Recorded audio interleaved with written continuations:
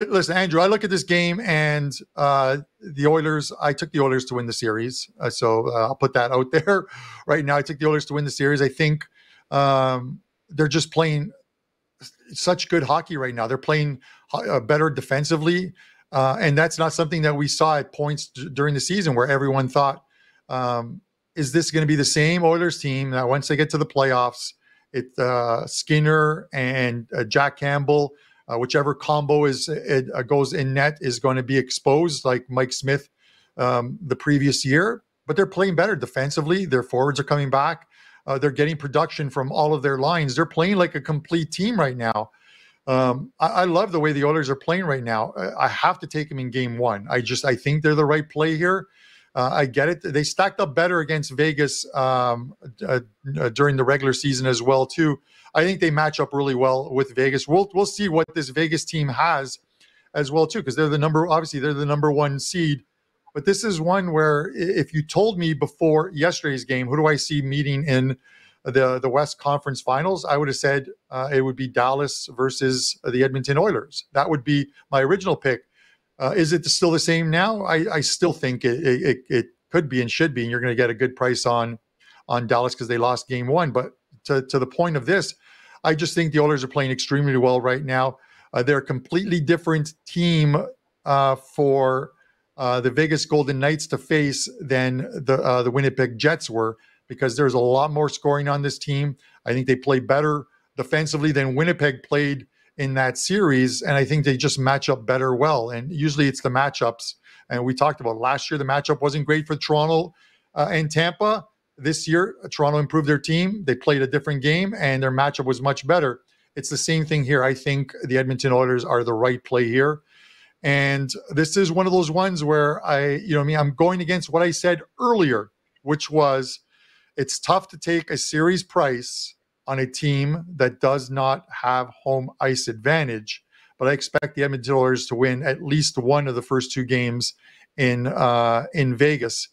And I would not surprise me if this wins 7 games, I would still say the Oilers are favored in game 7.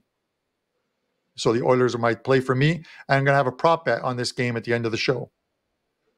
Awesome. We'll get that from you in the best bet section. And I'm right there with you on this one. And, Carm, at the start of the show, I mentioned that the Devils went from, playing against a team in the Rangers that the forwards weren't really defensively responsible. And now they're playing a Hurricanes team. And I look at it like right now, when it comes down to this Edmonton situation where even though the games were high scoring, I still think the LA forwards are a lot more responsible defensively than Vegas's forwards are. And I look at Vegas, I'm not trying to look, I don't think I honestly, guys, don't believe we've seen the full Vegas yet. And that's a little bit concerning for me because, like I said, with Norrisy and Scheifele and Ehlers being out, there were some close games, but Vegas, that was the biggest blowout series. I think we could all agree on that one for the most part. But I don't think that Vegas can match up line for line with Edmonton. I really don't. And honestly, the amount of chances that Winnipeg had to score on Vegas where they just didn't have the talent to do it, I think Edmonton has the talent to do so. I think that if you like Vegas, that means you like the under.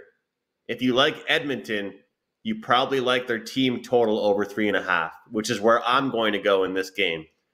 Any game you like Edmonton, I recommend taking a look at that team total. And most of the time, I say that to try and get better odds, right? To avoid a big price during the regular season. But even in this instance, I've cashed many tickets all year with Edmonton where they lost 5-4 and still covered that team total. But in general, in a lot of their victories, and looking at round one and all 4 of their victories, they did cover their team total. And that's where I'm going to go today, Carm. The over 3.5 for the Edmonton Oilers here. They're a team that puts up goals in bunches. They're a great third period team. They do not take their foot off the gas pedal, and you can get plus 105 on over 3.5 team goals for the Edmonton Oilers. So that's what I'll look at for this game. It should be a really good one. And kind of like, what Andy was saying yesterday on the Twitter Spaces. You guys can catch us again today at 4 p.m. Eastern, about just watching and learning. And I'm really curious to see what the matchups are like, how Bruce Cassidy handles it, how Jay Woodcroft handles the matchups. But it should be interesting. Carm, before we jump into best bets and some promotional stuff, I wanted to ask if you agree with me on that Vegas and the under is correlated and Edmonton and the over. I know you gave respect to Edmonton's defense, and I do agree with that. But do you think that Vegas, if they're successful, they're going to keep things low scoring? Yeah, they absolutely have to. The key to Vegas winning this game and winning the series is don't turn this into. You can't turn this into an open ice game. If they give the Oilers open ice, the series is over. It's done because there's so much speed on this Edmonton team. I like the Vegas defense, but they are going to be tested because you're going to see Leon Draisaitl out there. You're going to see McDavid out there. They're going to get extra shifts, and so there are going to be times where they're going against that third line for the Vegas Golden Knights or the second or third defensive pairing for the Golden Knights as well too. And that is where we're going to see they need to shut those guys down. They need to clog up the ice. They need to get the pucks out of their own zone and not give the Oilers a lot of O-zone time, because if they do, they're just going to get killed. But Vegas can do it. I've seen them do it. The series against Edmonton, I think we talked about it on Monday. All 4 games went over the total. There was 3 games that were 4-3 final scores. And I think the series was 3-0-1, one game in overtime. But you look at Edmonton, they just seem to have gotten better. The Knights have to stay out of the box. And look what happened to the LA Kings in the last round. The Oilers scored on 56.4% of their power plays. That's an unbelievable amount of power plays. Basically, one of every 2 power plays, the puck was in the net. You cannot take penalties against this team because they're just going to make you pay for it. But the keys is slow down that line, clog up the neutral zone, and keep the puck out of your own end, the O-zone time. There was a game earlier near the end of the regular season where Colorado and Edmonton played, and I think the game finished 2-1, and the puck was never in Edmonton's or in Colorado's zone.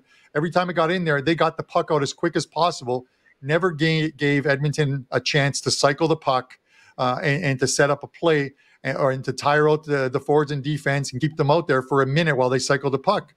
And it was a dead under, and that's the key for Vegas, to do the exact same thing. Get the puck out of their own zone as much as they can, and keep McDavid off the ice or in his own zone. Keep him at in the neutral zone. It's the biggest thing. Like you said, Andrew, it's Edmonton or the over, or it's Vegas and the under. We're not going to see these games that the Golden Knights are winning 4-3, 5-3. It's just not going to happen. It's I think you correlate the two.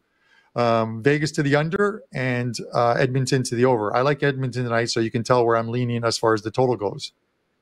I can, and I'll just take the team total for Edmonton. It kind of reminds me of when LeBron James was asked, how do you contain Steph Curry? He said to him, the same way you do it to me. You just can't. And that's the same thing with Connor McDavid. If you're Vegas, you want to make the other players beat you. Make Zach Hyman and Evander Kane and Nugent Hopkins be the MVPs. Don't let Draisaitl and Connor McDavid run the show. Easier said than done, though, Carm. That's for sure.